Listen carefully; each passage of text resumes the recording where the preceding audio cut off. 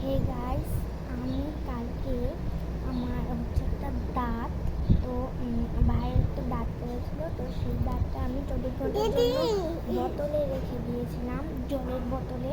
তো দেখবো আজকে 24 ঘন্টা বেশি হয়ে গেছে, তো চলো দেখে আসি দাঁতটার কি হয়েছে। আর এই দেখো আমার দুষ্ট ভাইটা, হাসি দিয়ে দাও, হাসি দিয়ে দাও।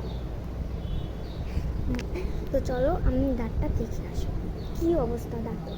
তো এখান থেকে দাঁতটা নিয়ে আমি সোজা চলে গেলাম ব্যালকনিতে, জলের বোতলটা নিয়ে চলে এলাম সোজা ব্যালকনিতে। তো দেখো এটার মধ্যে যে দাঁতটা রয়েছে, তো খুলে দেখার দরকার, খুলে দেখার বেলা আদৌ কি দাঁতটা ভালো আছে নাকি নষ্ট হয়ে গেছে নাকি আছে। তো দেখো এই যে তোমাদের দাঁতটা দেখো, উপর থেকে দেখা যাচ্ছে দাঁড়াতে,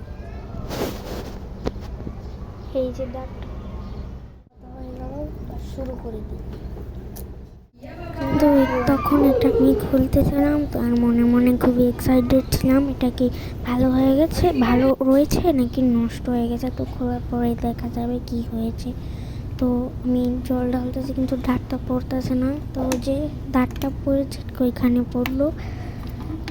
তো দাঁতটা আমি নিয়ে নিলাম, উঠিয়ে নিয়ে সোজা বেসিনে চলে যাবো এটাকে ধুতে।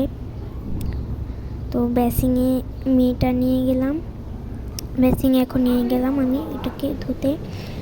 ধুয়ে এটাকে পরিষ্কার করে দেখবো যে এটা কি ঠিক আছে নাকি নষ্ট হয়ে গেছে নাকি পচে গেছে।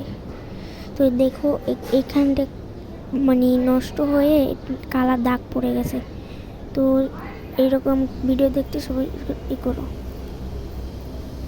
টাটা অ্যান্ড খুদাহাফেজ, বাই।